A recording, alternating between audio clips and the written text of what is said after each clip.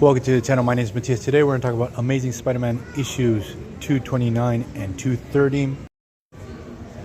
Written by Roger Stern, and at least for me, it's one of my all-time favorite Spidey stories, where we have Spider-Man dealing with a villain that's way out of his league. We are talking about the unstoppable Juggernaut. But Spider-Man just doesn't give up, and things just go from bad to worse in the story. And we have Spider-Man sort of losing faith and hope in himself, sort of giving in to rage and anger over this whole situation. But he just doesn't give up. But I'm getting way ahead of myself, so without further ado, let's get into this. Now, this story actually starts off with Madam Web having a vision of a monster coming and trying to kill her. So Madam Web totally freaks out over the situation and ends up calling Peter Parker at 3 in the morning. And she tells Peter, look, something terrible is going to go down tomorrow. Please be ready to defend me. And Peter Parker's like, okay, I guess that's what heroes do. Then we cut to the next day. We have Black Tom Cassidy and Juggernaut. They're on the ship. He's going through the newspaper and he discovers the existence of Madam Web because she sells her services. I guess it makes sense. That's how she pays for her very elaborate life support system. So Black Tom Cassidy hatches up a plan in sending Juggernaut to kidnap Madam Web because she's going to be able to give him an upper hand in defeating the X-Men with her precognitive powers. So Juggernaut doesn't want to waste any time, jumps into the sea, starts walking towards New York City. This whole scenario where Juggernaut walks underwater, it's so ridiculous, but also really awesome at the same time. And another thing that I really like about Juggernaut in the story in general is that he just doesn't care about anything. He just wants to go fetch Madam Web, get back to Black Tom.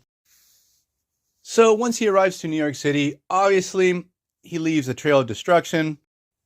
But not that he's destroying things on purpose, going on a rampage. He's just going in a straight line, and anything that gets in his way, it's going to get squashed.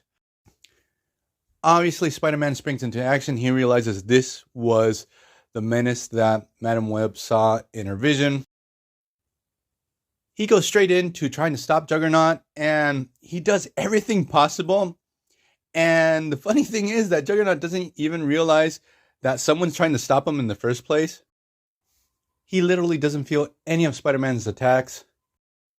Not until Spidey starts using his webbing and getting into Juggernaut's face, he realizes that he's under attack.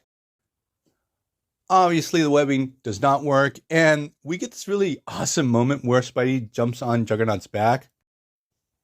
And Juggy doesn't even try to swat him off. What he does, he walks through the wall of a building, and he lets the falling debris just clobber Spider-Man. That's when Madam Web, because she's not a telepath, she actually calls Spider-Man on the phone at the office of this building where Juggernaut had walked through the wall and Spidey just got clobbered. This terrified dude tells Spider-Man, hey, someone's calling you. Madam Web tells Spidey, look for some help. And Spidey does, but the Fantastic Four are not in town. The Avengers are not around. The X-Men are also missing in action. And he actually goes to Doctor Strange. He's not in either.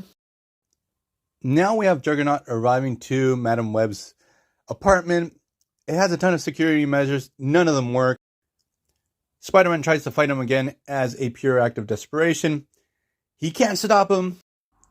And what happens is after Juggy just swats Spider-Man away, he goes over to Madam Web, takes her off her life support system. He has no idea that she has to be connected to this whole gigantic apparatus that she has. She starts convulsing, and Spider-Man tells Juggernaut, look, you killed her. She needs to be connected to that machine. And Juggernaut's like, fuck this. Bye. And he just leaves. And this just breaks Spider-Man. Now he's dealing with his friend slash ally, Madam Web, dying on the floor. Spoilers, luckily she doesn't. And what happens is Spider-Man now Spider-Man's just filled with pure rage. He wants to take vengeance on Juggernaut. And he goes hard on trying to stop Juggernaut, and nothing works. There's even a moment where he had used so much webbing in the previous issue that he just ran out. The thing is that he's starting to piss off Juggernaut, and he's fighting back. And Juggernaut literally levels a building just to get Spider-Man to stop bothering him. We get this incredibly unhinged moment with Spider-Man where he uses his truck, one of those big gasoline trucks, to ram into Juggernaut. And we get this really awesome explosion, and obviously it does nothing to Juggernaut. Now, they end up battling in a construction site, and Spider-Man realizes that Juggernaut doesn't want him to take off his helmet.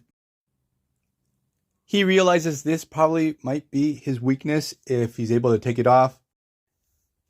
Now, this whole scenario that we get, that I always thought Spider-Man set up a trap, but it was just out of pure luck.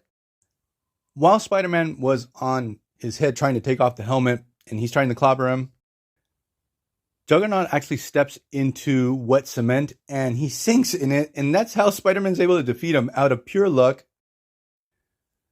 So it's pretty interesting because Spider-Man was not able to save the day, and he was able to defeat the villain just out of pure chance.